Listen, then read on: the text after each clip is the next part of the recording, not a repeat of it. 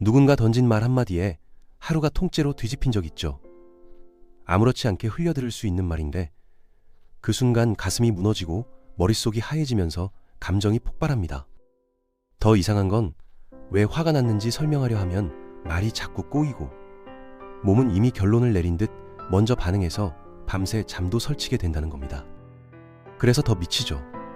우리는 상대를 탓하지만 사건의 핵심은 사실 내 안에서 벌어졌을 수 있습니다. 내가 숨겨둔 나의 한 조각이 타인을 통해 건드려지면서 방어와 공격이 자동으로 켜지고 관계가 삐끗하거든요. 오늘은 그 숨은 조각, 칼 융이 말한 그림자를 파헤쳐 봅니다. 내가 되고 싶지 않은 내가 어떻게 관계를 망치고 동시에 어떻게 삶을 깊게 만드는 재료가 되는지까지 같이 따라가 보겠습니다.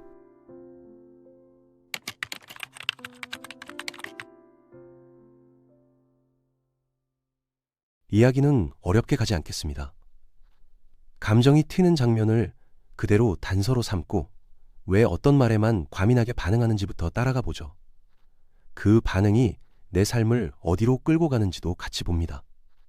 이렇게 시작된 감정은 되게 오래된 습관이라서 원인을 모르면 같은 장면을 다른 사람에게서 또 만들게 되거든요. 칼 융은 그림자를 내가 되고 싶지 않은 모습, 즉 자아가 외면한 성향들의 묶음으로 봤습니다. 그걸 모를수록 더 짙어져서 무의식에 숨어 있고 결국 예상치 못한 방식으로 삶의 무대에 뛰어든다고 했죠. 그래서 그림자는 없애는 것이 아니라 알아차리고 자리를 잡게 하는 과정이 됩니다. 억누를수록 더 강해지고 인정할수록 힘을 잃는 게 그림자의 특징이거든요. 그림자는 대단한 상징으로 나타나기보다 아주 생활적인 순간에 드러납니다. 술자리에서 독한 말을 뱉고 연인에게 괜히 비꼬고 돌아서서 후회하는 장면이 이상하게 반복될 때가 신호죠. 패턴이 보이면 거의 맞습니다. 사건은 크지 않은데 반응만 큰 날, 거기에 보통 그림자가 숨어 있거든요. 또 하나의 힌트는 투사입니다. 내 안에서 미운 성질을 인정하기 싫을 때 우리는 그걸 남에게 붙여버립니다. 그러면 상대가 실제로 어떤 사람인지보다 내가 그렇게 보도록 세계가 재배치되고 내 분노는 더 정당해지죠. 결국 내 마음이 내 눈을 조종하는 겁니다. 예를 들어봅시다. 누군가 또렷하게 자기 의견을 말하면 어떤 사람은 시원해하고 어떤 사람은 유난히 불편해합니다. 불편한 쪽은 버릇없다고 단정하지만 속에는 말 못한 욕구와 두려움이 같이 웅크리고 있죠. 그래서 말보다 표정이 먼저 굳는 겁니다. 그 불편함은 상대의 잘못만이 아니라 내가 놓친 내 욕구의 신호일 수 있거든요. 내가 늘 착하고 무난한 사람으로 살아왔다면 당당함은 금지된 성질일 수 있습니다. 그래서 당당한 사람을 보면 존경과 질투가 섞이고 그 감정을 감추려고 상대를 깎아내리거나 뒷담화로 균형을 맞추게 되죠. 그 순간 나는 나를 지키는 척하며 사실은 나를 가두는 겁니다.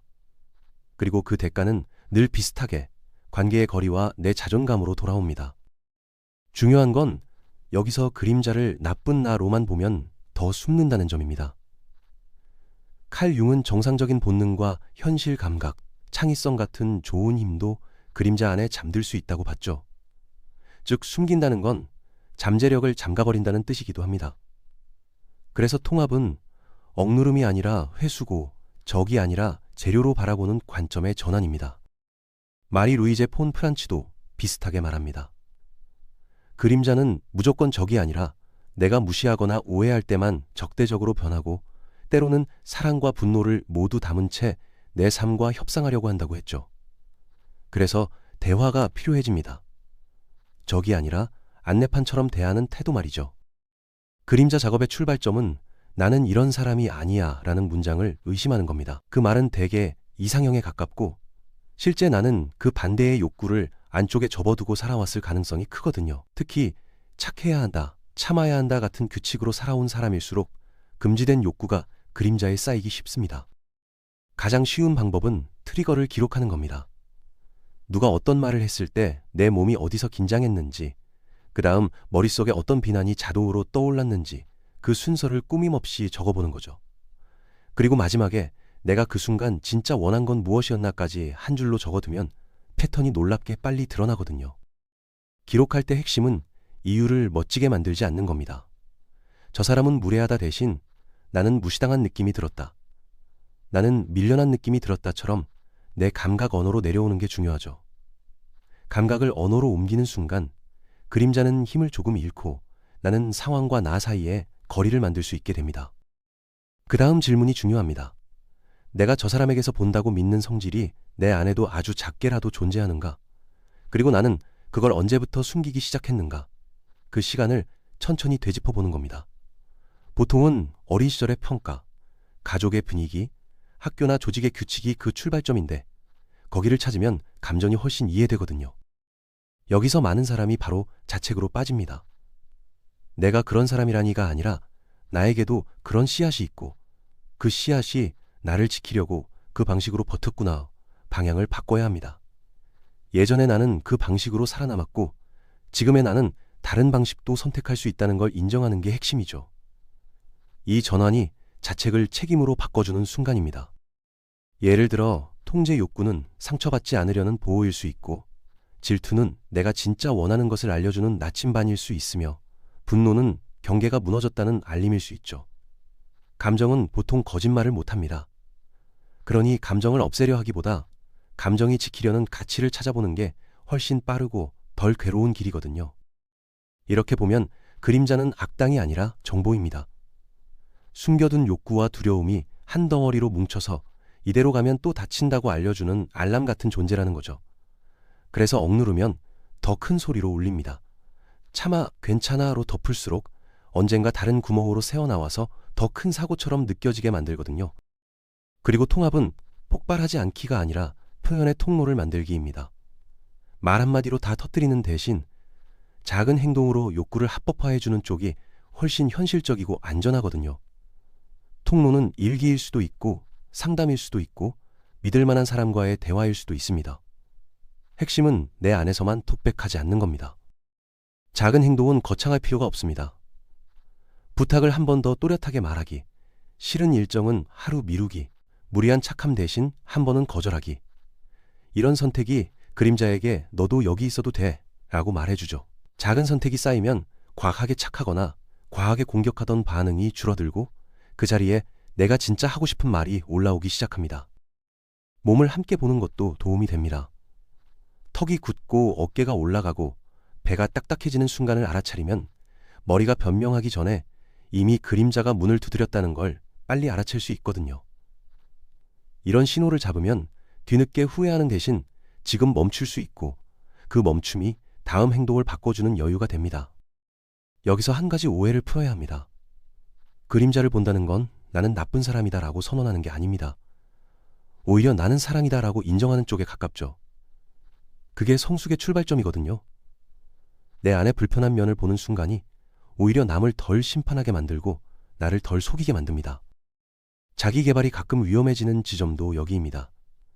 늘 긍정, 늘 감사, 늘 성장만 외치면 그 밑에서 울고 있는 분노와 슬픔이 더 깊이 숨어버립니다. 숨긴 감정은 사라지지 않고 모양만 바꿔 돌아오죠.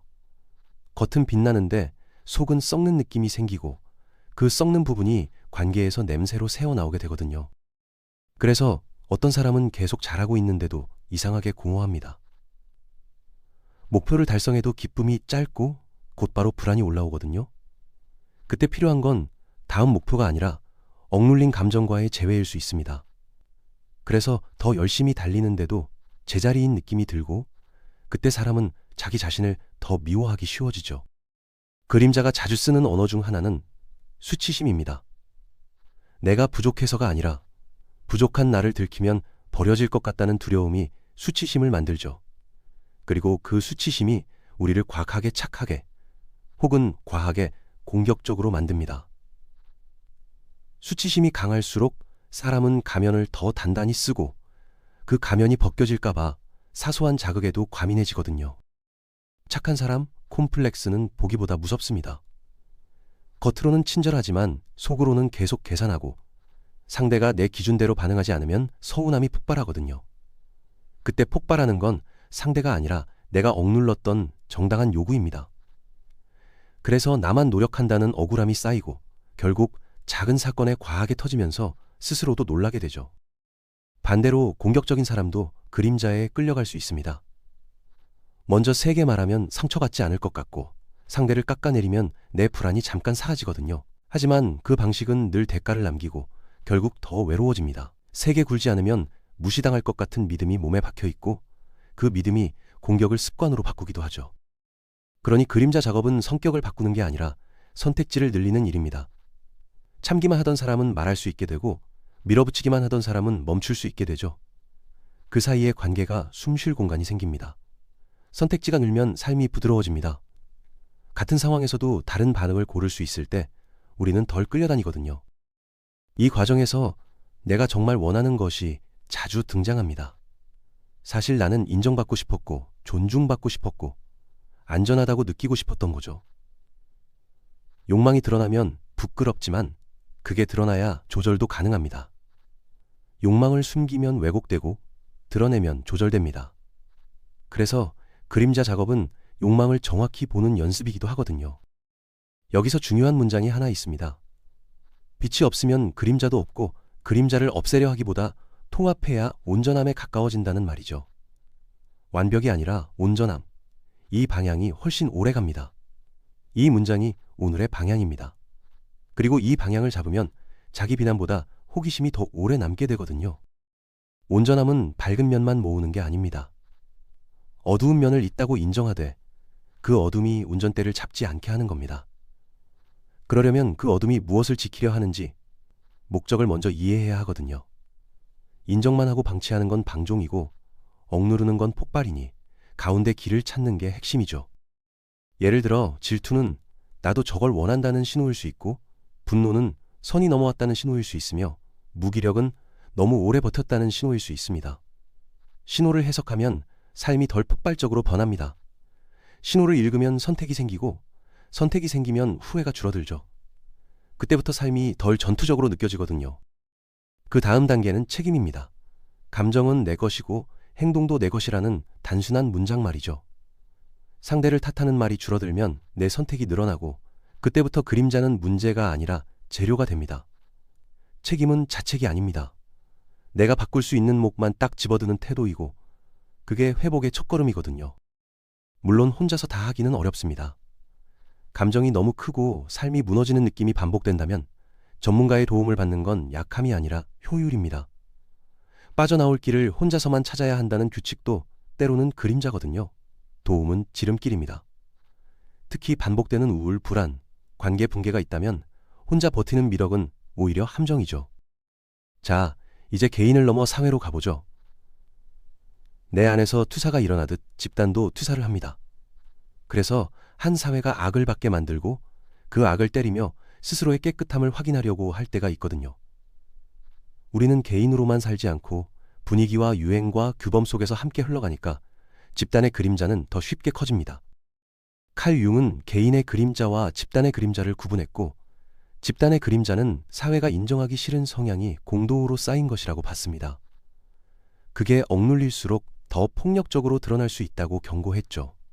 그래서 모두가 나는 정의롭다고 말할수록 누군가는 네가 대신 악해져라는 역할을 떠맡기도 하거든요. 집단의 그림자는 보통 우리라는 말로 시작합니다. 우리는 옳고 저들은 틀리고 저들은 위험하다는 문장이죠. 그 문장이 달콤한 이유는 복잡한 현실을 단숨에 정리해주고 내 불안을 잠깐 멈춰주기 때문입니다. 그런 확신이 커질수록 내 마음은 편해지지만 세상은 더 거칠어지기 쉽죠. 하지만 그렇게 단순해진 세계에는 반드시 희생양이 생깁니다. 내가 인정하기 싫은 불안, 경쟁, 욕심, 잔인함을 밖에 붙여두고 그걸 때리면서 스스로를 깨끗하다고 느끼려 하거든요. 투사가 개인에서 사회로 확장된 모습입니다. 그 과정에서 나도 폭력의 한 조각이 되고 그 사실을 알아차리기 더 어려워지죠. 온라인에서 이 과정은 더 빨라집니다. 짧은 문장, 강한 분노, 확신에 찬 조롱이 주목을 받고 알고리즘은 그 감정을 더 크게 키우죠. 그러다 보면 사실보다 편이 먼저 결정되고 생각은 나중에 따라옵니다. 그래서 우리는 스스로 생각한다고 믿지만 감정이 고른 정보만 먹고 더 확신하기도 하거든요. 여기서 위험한 환상이 생깁니다. 내가 화를 내고 있다는 사실이 내가 선하다는 증거가 된다는 환상 말이죠. 하지만 분노는 선악의 증거가 아니라 단지 에너지입니다. 그 에너지가 어디로 쓰이느냐가 문제거든요. 분노가 나를 움직이게 할 수도 있지만 분노가 대신 생각하게 두면 패턴이 반복됩니다. 집단 그림자는 늘 정의의 언어를 빌립니다. 그래서 더 무섭습니다. 악은 보통 악의 얼굴로 오지 않고 너를 지키기 위해 라는 말로 들어오거든요. 그때 우리는 쉽게 잔인해지면서도 스스로를 의롭다고 믿습니다. 선한 의도만으로는 부족하고 내 안의 잔인함 가능성을 감시하는 태도도 필요해지죠.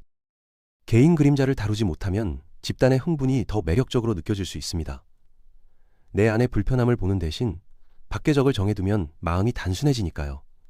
그래서 집단의 분노는 어떤 사람에게는 마취처럼 작동합니다. 내가 나를 다루기 어렵다면 밖의 적을 만들 때 잠깐 쉬워지는 느낌이 드는 건 자연스럽죠. 이 지점에서 우리가 할 수 있는 건 거대한 선언이 아니라 작은 훈련입니다. 내가 어떤 집단을 자동으로 싫어하는지, 어떤 단어를 들으면 바로 조롱하고 싶어지는지 그 버튼을 먼저 인식하는 거죠. 버튼을 모르면 끌려다니고 버튼을 알면 누르지 않을 선택지가 생기니까요.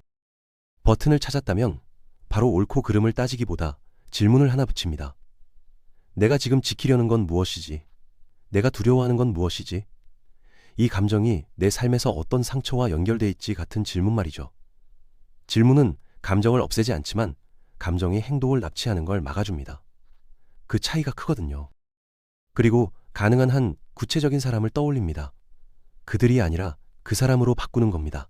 집단은 추상이라서 마음대로 악마화하기 쉬운데 사람은 표정이 있고 사정이 있어서 단순화가 잘 안 되거든요. 추상은 얼굴이 없지만 구체는 표정과 맥락이 있어서 판단을 천천히 만들죠. 이 과정이 관대함만 의미하는 건 아닙니다. 잘못은 잘못이라고 말해야 하고 피해가 있다면 멈춰야 합니다. 다만 멈추게 하는 방식이 내 그림자를 만족시키는 복수인지 현실을 바꾸는 책임인지 구분하자는 겁니다. 선과 악을 섞자는 말이 아니라 내 방식이 해결인지 감정 배출인지 구분하자는 제안이죠. 집단의 그림자에서 자주 빠지는 함정은 완벽한 편 환상입니다. 우리 편은 선하고 깨끗해야 하며 작은 흠도 있으면 배신이라고 느끼는 태도죠. 하지만 인간은 원래 모순이고 모순을 인정하지 않는 쪽이 더 위험합니다. 완벽한 편을 찾는 동안 서로를 검사하느라 지치고 결국 더 냉소적으로 변하거든요. 그래서 성숙한 사회는 악을 밖으로만 보내지 않습니다. 우리 안에도 비슷한 씨앗이 있고 그 씨앗을 관리하지 않으면 언제든 똑같이 무너질 수 있다는 걸 아는 사회가 오래 갑니다. 개인의 통합이 사회의 면역이 되는 이유죠. 그 태도는 미워하지 않기 위한 게 아니라 내가 쉽게 미워할 수 있다는 사실을 기억하기 위한 겁니다. 여기서 다시 개인으로 돌아옵니다. 내가 일상에서 사람을 쉽게 무시한다면 사회의 무시 문화에 기름을 붓게 됩니다. 내가 작은 권력을 남용한다면 큰 권력의 남용도 더 자연스럽게 보이게 되거든요. 거대한 담론보다 작은 습관이 더 무섭습니다. 작은 무시가 쌓이면 큰 무시도 당연해지니까요. 반대로 내가 내 그림자를 조금씩 다루기 시작하면 관계에서 폭발이 줄어들고 타인의 복잡함을 견딜 힘이 생깁니다. 그 힘은 내 삶을 편하게 만들 뿐 아니라 내가 사는 공동체의 공기를 조금 바꿔놓기도 합니다. 내가 바뀌면 세상이 즉시 바뀌진 않지만 내 주변의 공기는 조금 덜 독해질 수는 있죠. 그림자와 싸우는 가장 흔한 방식은 없애기지만 실제로 효과적인 방식은 관계 맺기입니다. 억누르는 대신 관찰하고 부정하는 대신 이름 붙이고 방치하는 대신 작은 행동으로 길을 내는 거죠. 관계 맺기는 타협이 아니라 관찰입니다. 관찰이 쌓이면 내 반응을 조종하던 자동장치가 느려지거든요. 이건 도덕 수업이 아니라 기술입니다. 자전거를 타듯 연습이 필요하고 넘어지면 다시 배우면 됩니다. 중요한 건 내가 넘어졌을 때 나는 끝났다가 아니라 또 그림자가 운전대를 잡았구나 라고 말할 수 있는 여유죠. 연습은 꾸준함이 전부입니다. 하루에 한 번만 멈춰도 1년이면 반응이 달라지는 걸 체감하거든요. 마지막으로 하나만 기억합시다. 그림자를 인정한다고 해서 나쁜 행동이 정당화되는 건 아닙니다. 인정은 면죄부가 아니라 책임의 시작이고 그 책임이 있어야 변화가 가능해지거든요. 여유가 생기면 사과도 가능해지고 사과가 가능해지면 관계가 다시 숨을 쉬기 시작합니다. 그게 회복이죠. 그래서 오늘의 결론은 단순합니다. 내 안의 어둠을 없애려 애쓰는 대신 그 어둠이 무엇을 말하는지 듣고 내가 선택할 수 있는 작은 행동을 하나씩 늘려가는 것, 그게 진짜 자기계발입니다. 책임을 지기 시작하면 변명은 줄어듭니다. 그리고 변명이 줄어든 자리에 진짜 선택이 들어오죠. 만약 오늘 이야기 중에서 딱 한 문장만 가져가고 싶다면 이걸로 충분합니다. 내가 미워하는 것의 일부는 내가 외면한 나다. 이 문장을 품는 순간 싸움이 대화로 바뀌는 길이 열리기 시작합니다. 이게 쉬운 길은 아니지만 반복 가능한 길입니다. 반복 가능한 길이 결국 우리를 살려주거든요. 오늘 이야기에서 가장 중요한 건 그림자를 없애는 게 아니라 알아차리고 통합하는 쪽이 더 강하다는 겁니다. 이 관점이 도움됐다면 좋아요로 흔들림 없는 신호를 남겨주세요. 구독은 생각의 먼지가 쌓이지 않게 하는 작은 습관이고, 댓글로 최근에 유독 반응이 컸던 장면이나 내가 자꾸 미워지는 대상이 있다면 남겨주세요. 당신의 경험이 다른 사람의 지도도 될 수 있고, 그게 이 채널이 존재하는 이유이기도 하니까요. 다음에도 말이 되는 것과 아직 말이 안 되는 것 사이에서 우리가 숨겨둔 조각들을 천천히 꺼내며 다시 만나겠습니다.